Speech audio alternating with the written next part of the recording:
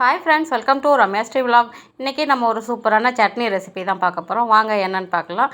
நான் வந்து ஸ்டவ்வில் கடாய் வச்சு கடாய் சூடானதுக்கப்புறம் ஒரு 2 ஸ்பூன் அளவுக்கு எண்ணெய் ஊற்றிக்கிறேன். எண்ணெய் லைட்டாக சூடானதுக்கப்புறம் ஒரு 3 வெங்காயம், பெரிய சைஸ் வெங்காயமாக எடுத்து, ஒரு மீடியம் சைஸ் வெங்காயம் தான், ஒரு 3 வெங்காயம் எடுத்து கட் பண்ணி வச்சுருக்கேன்.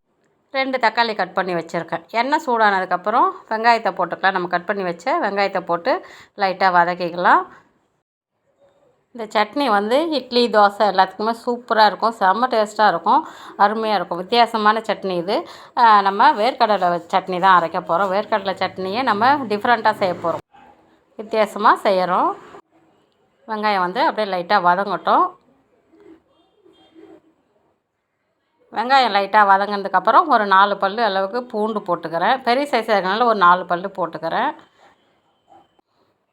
பூண்டு போட்டு லைட்டாக வதங்கட்டும். அது லைட்டாக வதங்கினதுக்கப்புறம் ஒரு 6 பச்சை மிளகாய் எடுத்து அப்படியே கீணாமல் தான் போட்டிருக்கேன். முழுசாக அப்படியே கீணாமல் போட்டிருக்கேன். நீங்கள் கீரி போட்டாலும் போடலாம். பச்சை மிளகாய் லைட்டாக வதங்கினதுக்கப்புறம் நம்ம கட் பண்ணி வச்ச தக்காளி போட்டுக்கலாம்.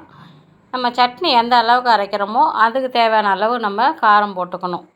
பச்சை மிளகாய் நீங்கள் பச்சை மிளகாய் தேவையில்லைன்னா கூட காஞ்ச மிளகாய், வர மிளகாய் போட்டுக்கலாம், தப்பு இல்லை.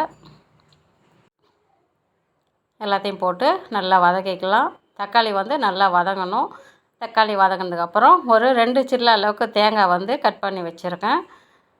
அதையும் போட்டு லைட்டாக வதக்கிக்கலாம். அதோட கூட ஒரு கைப்பிடி அளவுக்கு கொத்தமல்லி தழை நல்லா கழுவிட்டு கட் பண்ணி வச்சுருக்கேன். கொத்தமல்லி தழையும் போட்டு லைட்டாக வதக்கிக்கலாம்.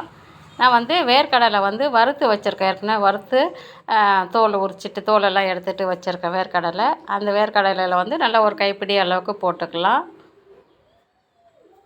நீங்கள் தோல் எடுக்காமல் கூட போட்டு அரைச்சிக்கலாம். அது ஒரு டேஸ்ட்டாக தான் இருக்கும். நான் வந்து தோல் வந்து ஒன்றும் பாதியமாக எடுத்துகிட்டு போட்டிருக்கேன். இதை நல்லா ஆறுனதுக்கப்புறம் சட்னி சூப்பராக அரைச்சிட்டேன் பாருங்கள். சட்னி அரைச்சிட்டு அதுக்கு வந்து கடுகும் கருவேப்பிலையும் போட்டு நல்லா தாளித்து கொட்டிட்டேன். வாசனை மணமாக கம கமன்னு வருது வாசனை. சட்னி வந்து சூப்பராக இருக்கும். கொஞ்சம் இந்த சட்னி வந்து கொஞ்சம் கெட்டியாக இருந்தால் தான் சாப்பிட்றதுக்கு நல்லாயிருக்கும். தண்ணி வேணும்னாலும் ஊற்றிக்கலாம். நான் வந்து கொஞ்சம் கெட்டியாக தான் வச்சுருக்கேன். சூப்பராக வந்து துணி போட்டு இட்லி ஊற்றி வச்சுருக்கேன். இந்த சட்னிக்கு துணி போட்டு இட்லி ஊற்றி வச்சுருக்கேன். அந்த இட்லிக்கும் அந்த சட்னிக்கும் அருமையாக இருக்கும். 4 இட்லி சாப்பிட்றவங்க 8 இட்லி சாப்பிடுவாங்க, அந்த அளவுக்கு சூப்பராக இருக்கும் சட்னி. சூப்பரான துணி போட்டு இட்லி ஊற்றி வச்சுருக்கேன். ஆவி பறக்க சட்னி போட்டு நம்ம இட்லி புட்டு, நல்லா பஞ்சு போல் இட்லி இருக்குது. அந்த இட்லி புட்டு சட்னியில் நல்லா நனைச்சி சாப்பிட்டோம்னா அவ்வளோ அருமையாக இருக்கும். இதை மாதிரி செஞ்சு குழந்தைங்களுக்கு கொடுங்க, நல்லா விரும்பி சாப்பிடுவாங்க. எல்லாம் பெரியவங்க எல்லாருமே நல்லா விரும்பி சாப்பிடுவாங்க. செம்ம டேஸ்ட்டாக இருக்கும். நான் சாப்பிட்டு காட்டுற பாருங்க, அவ்வளோ அருமையாக இருக்குது சட்னி. இந்த மாதிரி செஞ்சு சாப்பிட்டு என்ஜாய் பண்ணுங்கள். இந்த வீடியோ உங்களுக்கு பிடிச்சது லைக் பண்ணுங்கள், ஷேர் பண்ணுங்கள், சப்ஸ்கிரைப் பண்ணுங்கள். தேங்க்யூ.